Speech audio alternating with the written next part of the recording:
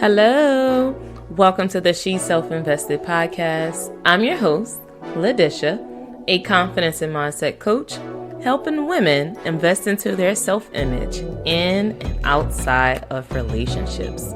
Stay tuned to get your daily dose of emotional independence.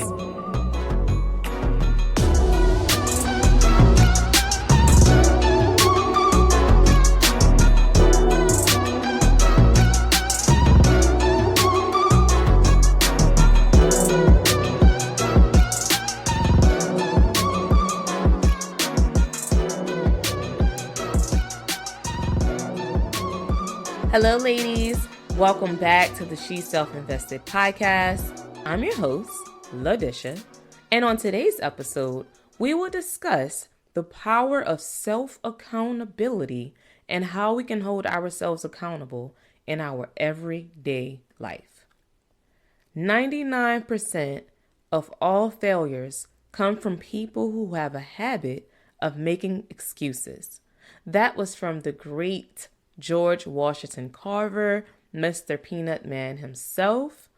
And I chose this quote because I feel that it aligns perfectly with today's topic. Before we begin, I want to mention that practicing accountability can seem like a challenging task initially, but in the end, it makes you a more validated person. When you can show up and own your mistakes, you unknowingly start to create this authentic version of yourself. Let me tell you, ladies, a quick story about how holding myself accountable changed my life. It was during the pandemic and my last semester of college.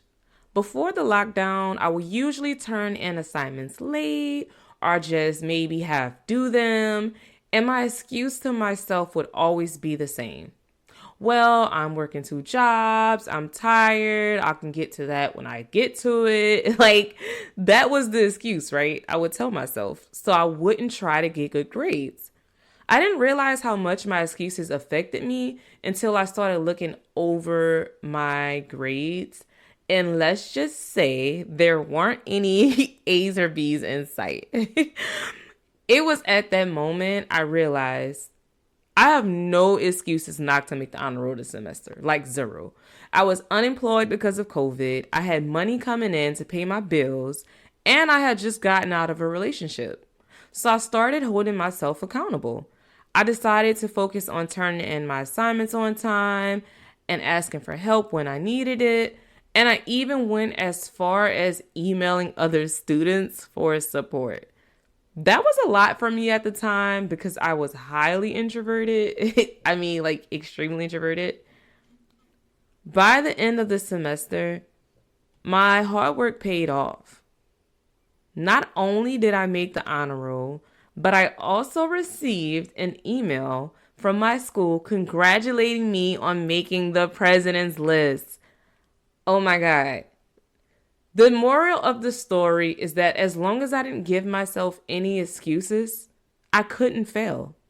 It's not about how you start something, it's about how you finish it. You can fix your mistakes if you acknowledge where you are making them.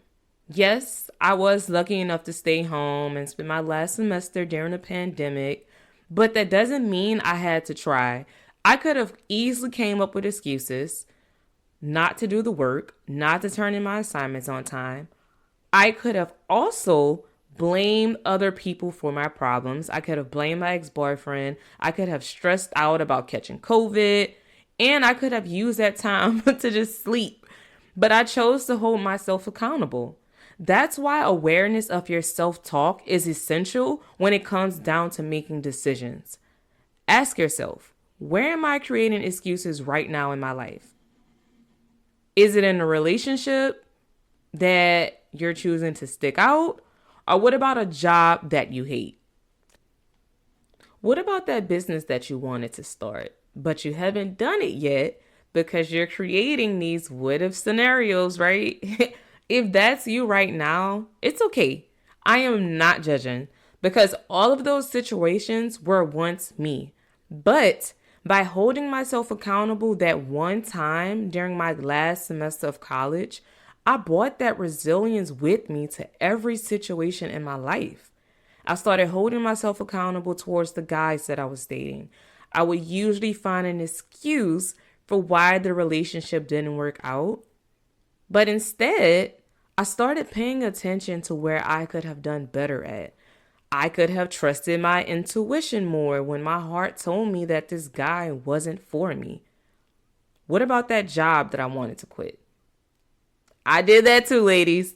I was once afraid to leave because I was worried about letting people down, but what about me? I feel that we could quickly put people, places, and things before ourselves and then blame others for our problems. But remember, we are the creators of our realities. It wasn't until my body started breaking down on me that I decided to quit.